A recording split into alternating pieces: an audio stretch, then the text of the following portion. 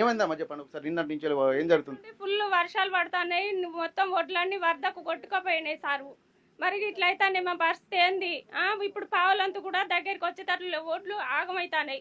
మమ్మల్ని ఏం చేస్తారు మరి? ఏం కదా మాకేమన్నా ప్రభుత్వం సహకరించాలని ధన్యం కోరుకుంటాను నేను.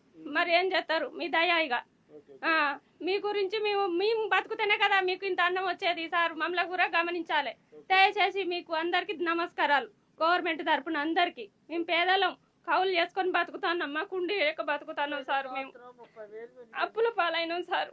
ఏం చేయాలి? మా పరిస్థితి మంచిగా లేదు. కౌలు రైతులేనమ్మా? కౌలు రైతులే సార్. ఇప్పుడు 5 ఎకరాలు చేసినాం, అక్కడిది కూడా ఇంకా వేరే కాడ కూడా ఉన్నాయి సారు. 5 ఎకరాలు చేసినాం, ఇక్కడ 3 ఎకరాలు ఇట్లా అయింది, ఆడ 2 ఎకరాలు కూడా అది ఖరాబ్ అయింది, వేరే కాడ పోసుకున్నాం, అది కూడా ఇట్లా నీళ్ళు వచ్చినాయి సారు. మరి ఎట్లా ఇప్పుడు మీరు అప్పు చేసి ఇదంతా తీసుకుంటా అంటున్నారు, దాదాపు వాళ్ళు పండించినటువంటి దానికి ఇప్పుడు వర్షంతో వాళ్ళు కొనేటువంటి పరిస్థితులు కూడా కనిపిస్తలేదు కదా, మరి ఇప్పుడు మీకు ఎట్లా అనుకుంటున్నారు? ఆదుకునేటువంటి పరిస్థితులు ఉన్నాయా మీకు ఇక్కడ? నాకు లేవు సారు, ఎవరు సహకరించలేదు. అందు గురించి మీరు ఏదైనా సహకారం చేస్తారని నమస్కారం చేస్తాను. మరి ఏం చేస్తాం సార్? మేము పేదలం, కూలి చేసుకుంటే బతికినట్టు, లేకుంటే లేక కౌలు లెక్కనే మేము చేసుకునేది. మాకు 2 ఎకరాలు వేరే కాడ, అది కూడా కౌలే వేరే కాడ పోసుకున్నాం సార్. ఏం చేయాలి? మా పరిస్థితి బాగాలేదు.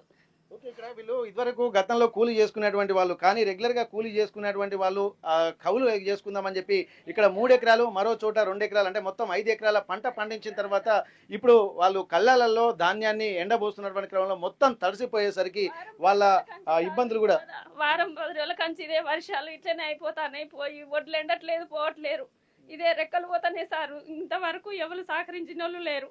ఏం చేయాలి సారు? మీరన్నా కొంచెం సహకరించండి. ఇప్పుడు టైంకు కొనుగోలు లేకనా ఏం జరిగింది అసలు? రావట్లేరు. ఇక మాచర్లు వస్తాయంటే వర్షం పడుతుంది, నింపుదాం అనేసరికి ఇట్లా అయిపోతానే సారు. మరి ఏం చేయాలి? మా పరిస్థితి ఇట్లున్నది. నిన్న నింపుతాం అనుకునేసరికి ఫుల్ వర్షం పడిపోయింది. ఎట్లా చేయాలి సారు? విజయ్దా మీరంతా ఒకటే కుటుంబం?